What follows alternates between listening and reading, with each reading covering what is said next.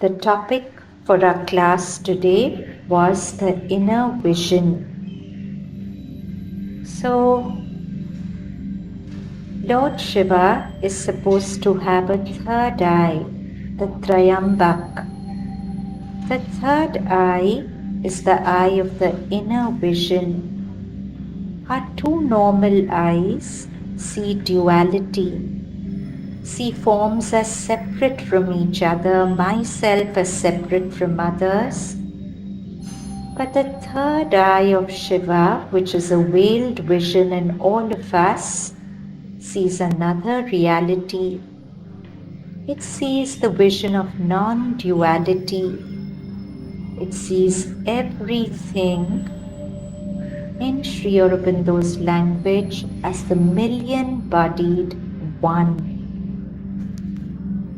And that is the inner vision that we want to awaken within us. How do we do it?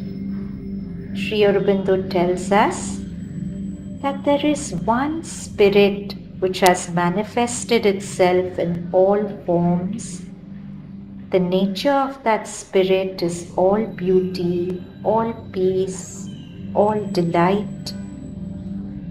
But for the purpose of evolution of its manifestation, that all delight puts on masks of its opposite, can put on a mask of ugliness or vulgarity or things that repel, but it doesn't lose its purity behind the mask.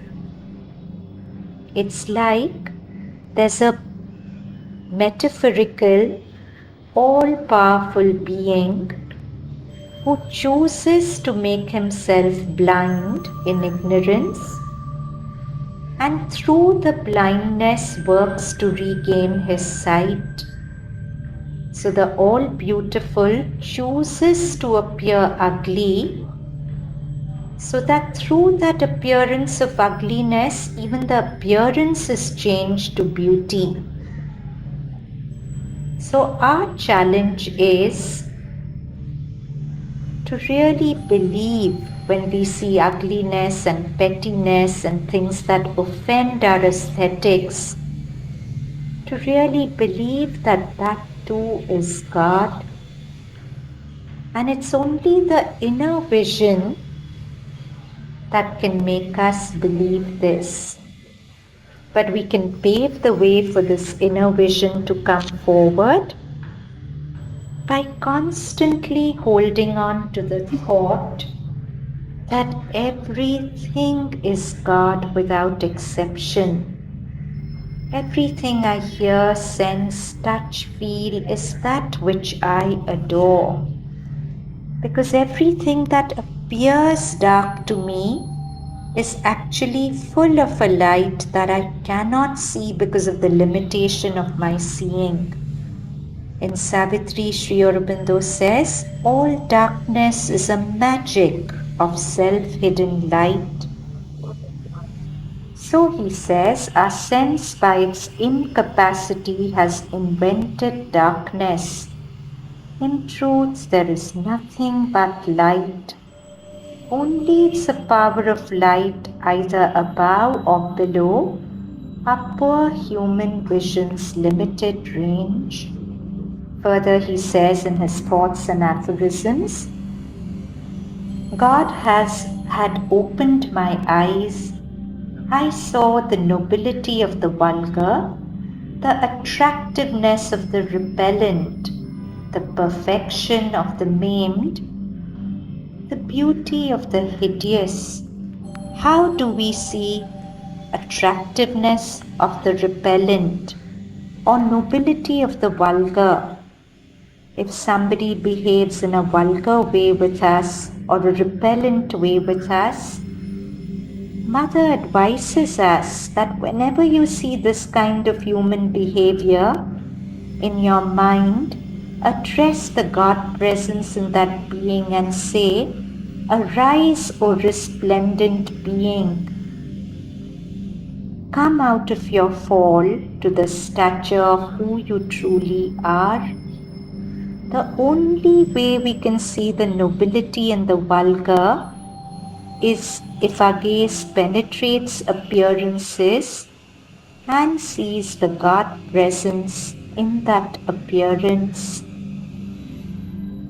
Mother further says that if you approach the most terrible being from your highest, the highest in that being is obliged to come forward, and the being will be different around you. Also, when people are offensive to us, there's this whole question of revenge, resentment, forgiveness. Sri Aurobindo says, God struck me with a human hand. Shall I say then, I pardon thee thy insolence, O God? God gave me good in a blow. Shall I say I forgive thee, Almighty One, the harm and the cruelty, but do it not again? So, to constantly hold this vision that everything is God, to hold love for that God presence in our hearts, is one way that paves the way for the inner vision to open.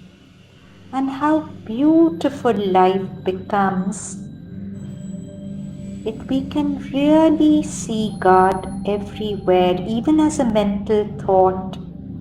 How much softer we are in responses to the shocks of life. How much more caring and loving with everyone we become. And that's not a gift to anyone else. That state of being is such a supreme gift to myself.